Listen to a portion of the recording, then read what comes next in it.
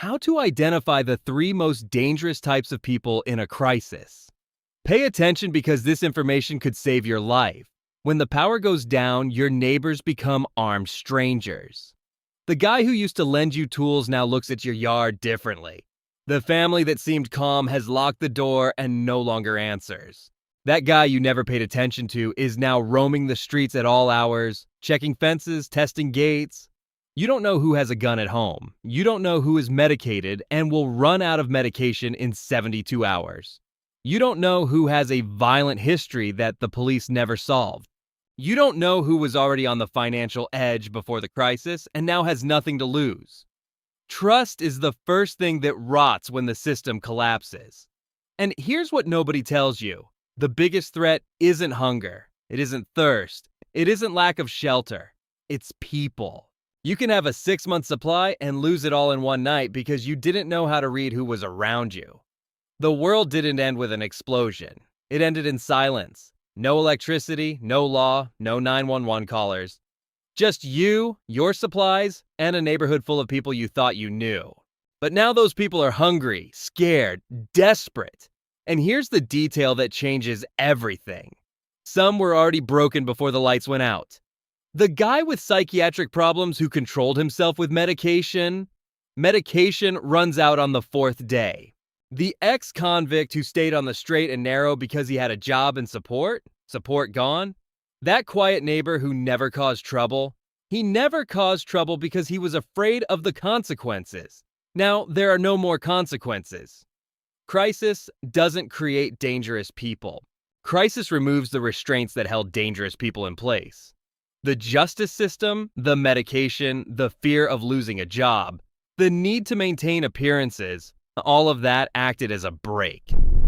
When the brake disappears, you discover who the people around you really are. And if you discover it too late, you won't have a chance to correct the mistake.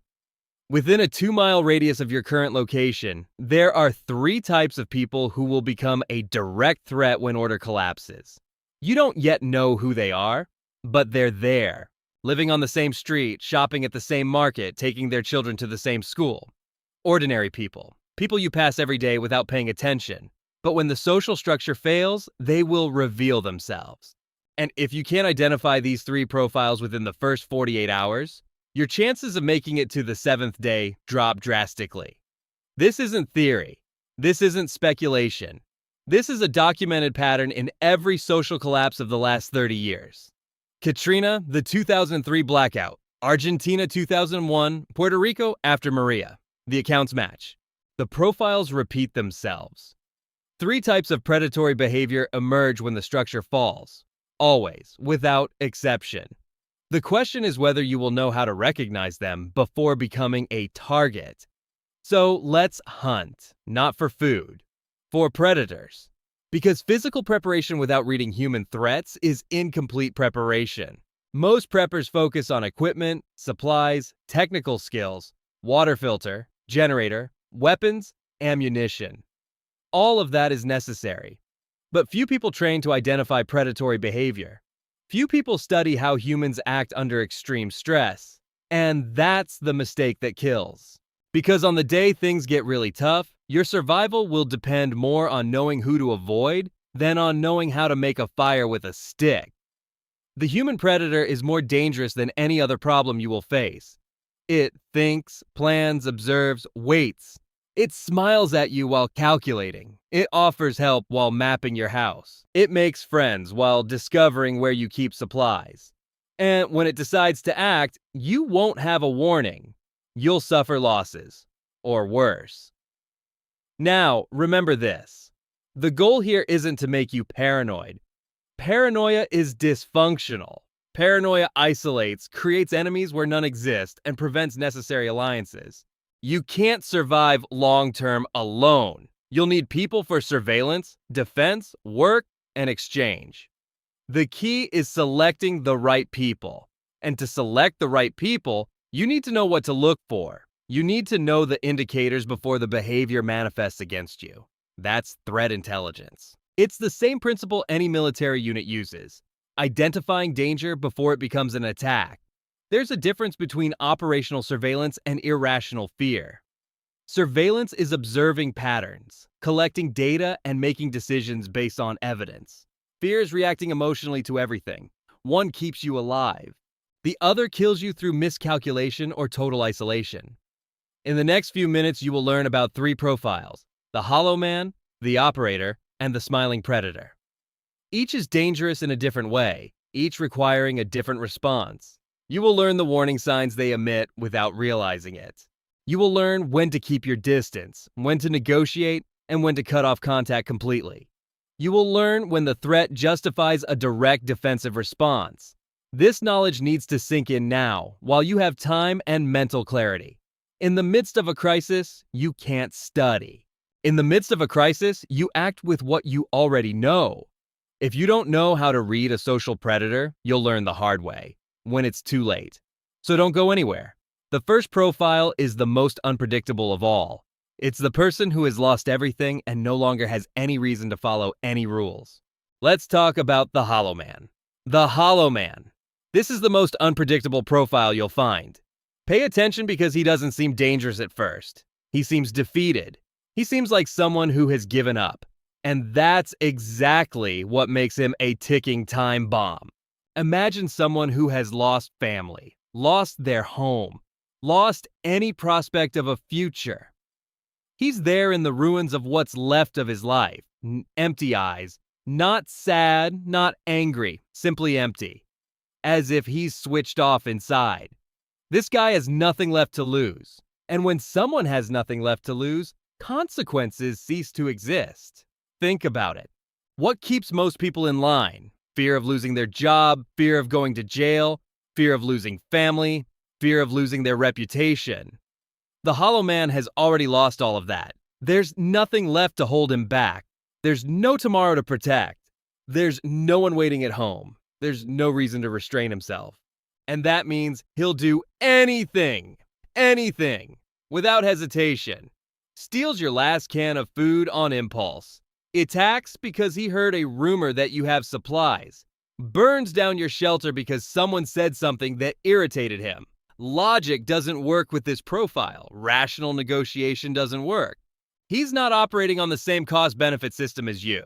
For you, stealing has risk. For him, it doesn't. For you, violence has consequences. For him, what consequence? Where to arrest him? Take what from him? Make him lose what? Nothing is left. And that's the key to understanding the danger. It's not that he's evil. It's not that he has an elaborate plan. It's that he's disconnected from the braking system that governs normal human behavior. He's operating in a mode you've probably never operated in. A mode where nothing matters. And someone who has nothing to lose is capable of anything. How to identify the hollow man before he becomes a problem? Erratic behavior is the first sign. Rapid and disproportionate mood swings. One moment he's calm, almost apathetic. The next he explodes over the slightest thing. Someone says the wrong word and he reacts as if he's been attacked.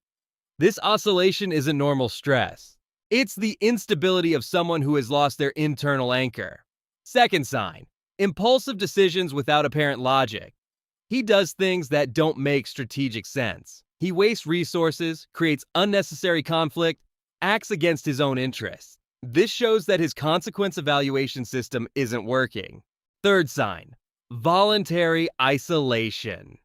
He withdraws from the group not because he needs space, but because he's disconnecting. He stands staring at fire, staring at a wall, staring into nothingness, as if he were rehearsing something in his head. Other signs to help you calibrate: nihilistic discourse.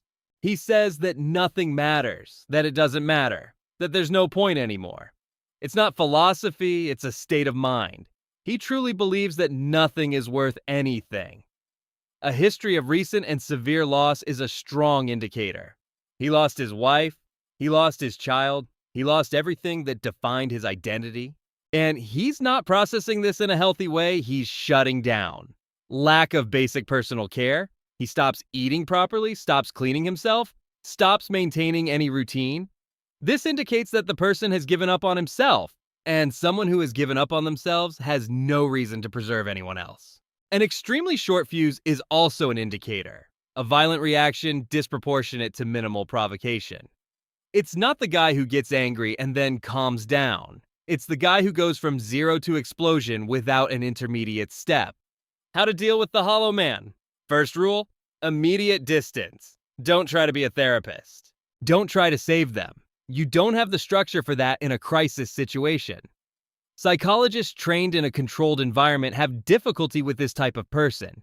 You, in the midst of a collapse, won't solve anything and may become a target in the process. If you need to interact, use basic de-escalation techniques. Speak slowly, in a low tone. Don't make sudden movements. Don't make promises you can't keep. Don't provoke, don't challenge, don't engage in verbal confrontation.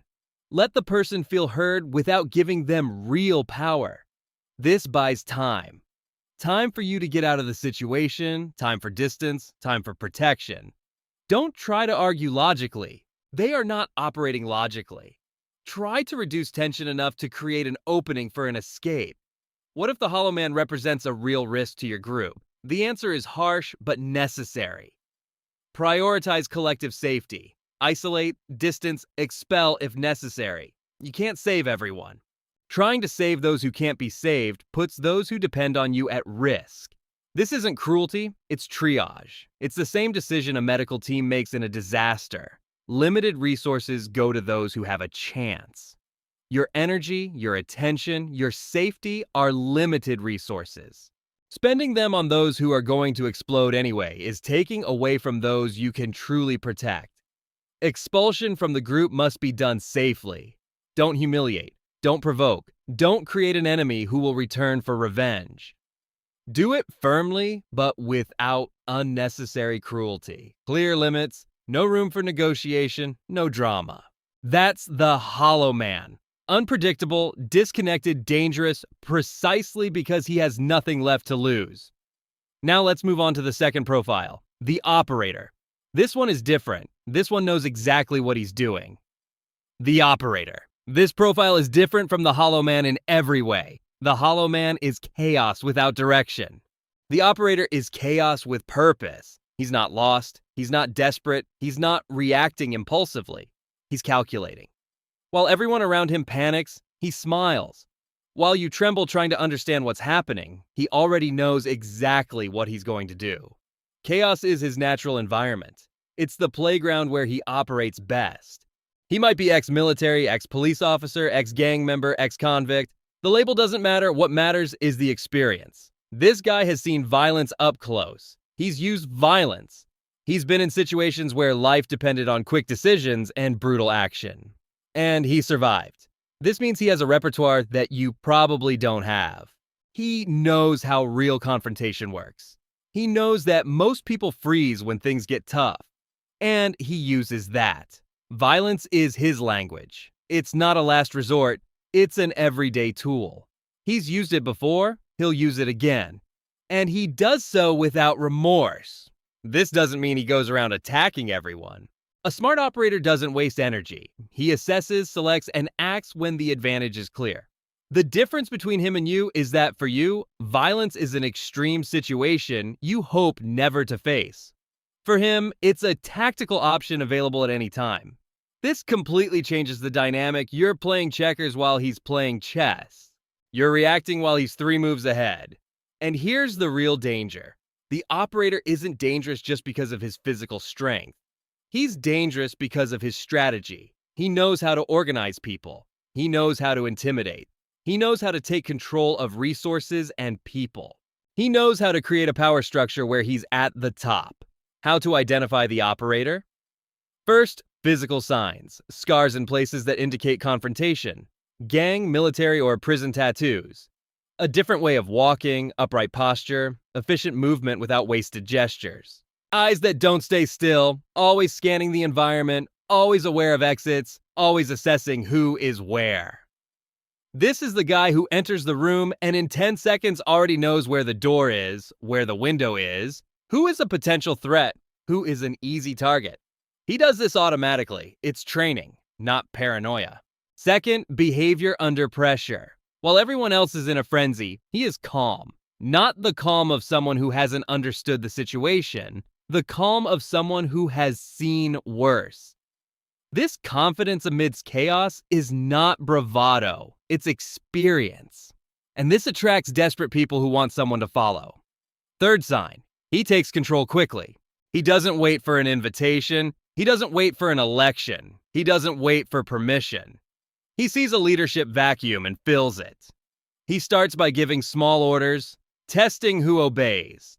He organizes tasks, distributes functions, creates structure. It seems useful at first. It seems that finally someone knows what they're doing. And that's where the danger lies. Because once he's in control, removing him is much harder than preventing him from getting there. The operator uses a combination of charisma and fear to generate loyalty. Those who follow him gain protection, gain access to resources, gain a sense of security. Those who question him become an example for the rest of the group. It doesn't have to be explicit violence. Sometimes it's just isolation, defamation, exclusion. He knows how to break people in many ways. How to deal with the operator? First rule, never bluff. Don't play tough if you don't have the capacity to play it. He reads bluffs in seconds. He's spent his whole life surrounded by people trying to seem more dangerous than they are. He knows the difference between talk and action. If you bluff and he calls you out, you lose all credibility and become an easy target. Second rule, avoid direct confrontation unless you have no other option. You probably won't win. And even if you do, you'll spend resources you can't afford to spend. Third rule, if you need to negotiate, offer value. Information, skill, resource exchange, tactical alliance. The operator respects strength, but also respects utility. If you're useful in a way that he can't easily replace, you have bargaining chips. Be useful without seeming weak. This is a difficult but necessary balance. If the operator already leads a group in your area, exercise extra caution. Don't engage in open conflict without a clear advantage. Don't become a declared enemy without the capacity to sustain that position. Establish firm boundaries, but without provocation. Show that you are not an easy target, but also not a threat to their power. This is a long game. It requires patience, constant reading, and the ability to adjust.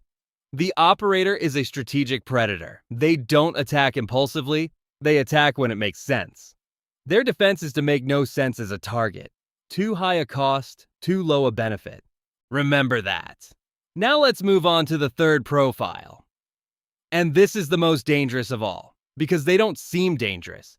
They seem exactly the opposite. They seem like the best person you could find in a crisis. Let's talk about the smiling predator. The smiling predator. This is the most dangerous of the three. And it's the most dangerous precisely because it doesn't seem dangerous. It seems the opposite. It seems like a savior. While the Hollow Man frightens with its instability and the operator imposes its presence, the smiling predator wins you over with its charm. It appears offering help when you need it most. It shares food when everyone else is hiding. It organizes vigils, distributes tasks, resolves conflicts. It says the right things at the right time.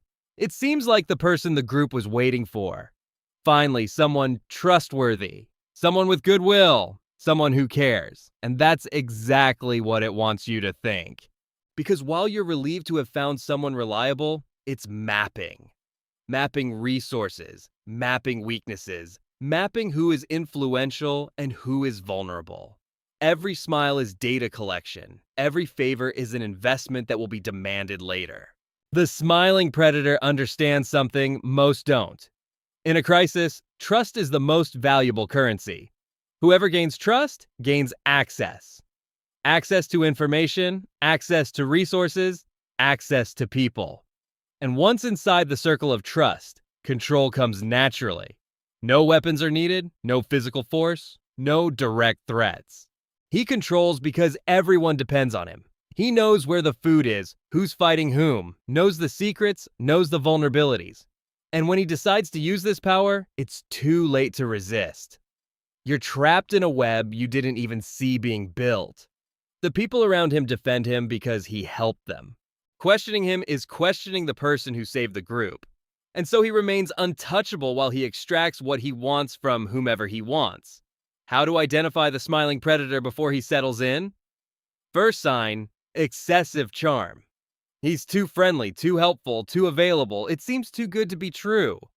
In a crisis situation where everyone is stressed and on edge, Someone who is constantly positive and offering help without asking for anything in return should raise suspicion, not trust. Second sign, haste to insert himself. He doesn't wait to be invited, he offers himself. He appears at key moments, places himself at the center of decisions, and creates rapid dependence. Third sign, too many questions. He wants to know about your supplies, your plans, your concerns, your relationships with other group members. It seems like genuine interest, it seems like empathy. It's intelligence gathering. The more he knows about you, the more power he has over you. Fourth sign, a story that doesn't add up. Pay attention to the details he tells about himself. Where he came from, what he did before, how he got here. If you ask the same thing on different days, are the answers consistent? If another group member asks, does he tell the same version? The smiling predator lies, and a liar eventually contradicts himself. Fifth sign, he isolates individuals for private conversations. He pulls people aside to talk in private. It seems like he's giving special attention, creating a connection. What he's doing is testing loyalty, gathering information that the person wouldn't share in a group, planting doubt about other members. This is a classic division tactic. He fragments the group into bilateral relationships with himself at the center. That way, nobody has a complete view of what's happening. Only him. Sixth sign, he creates indirect conflict. It's never him fighting with someone. It's always other members fighting amongst themselves after talking to him. Too much of a coincidence. How to deal with the smiling predator. First rule, don't confront him in front of the group. That doesn't work. He'll deny everything, turn the narrative against you, make you look paranoid, ungrateful, and problematic. The group will defend him because they trust him. You'll come out as the villain, and he'll come out stronger. So don't confront him directly. What you do is create distance without declaring war. Protect your resources without telling him where they are. Limit the information you share. When he asks about your plans, give vague answers. When he wants a private conversation, you prefer to talk with other people nearby. You build your own parallel alliances, relationships of trust that don't involve him. This reduces the power he has over you without creating open conflict. If the smiling predator is already integrated into the group and in a position of influence, the situation is more delicate. You need to document the pattern. Observe the contradictions, observe who argued with whom after speaking with him, observe the coincidences. When you have enough evidence, you present it to trusted allies, not the entire group. Build consensus before acting. Removing him from the group or from a position of power needs to be a collective decision with sufficient support. If you try alone, you will lose. The execution must be firm and definitive. Remove him from the position of power. Restrict access to resources and information. Expel him if necessary. Leave no opening for him to rebuild influence. The smiling predator is patient. He waits. He tries again. You only have one chance to neutralize him before he neutralizes you. Use it well. This is the third profile. Now you know all three. The Hollow Man, the Operator, the Smiling Predator. One thing is missing. How to read people before they become any of these. How to calibrate your threat reading to identify problems before they become problems. That comes now.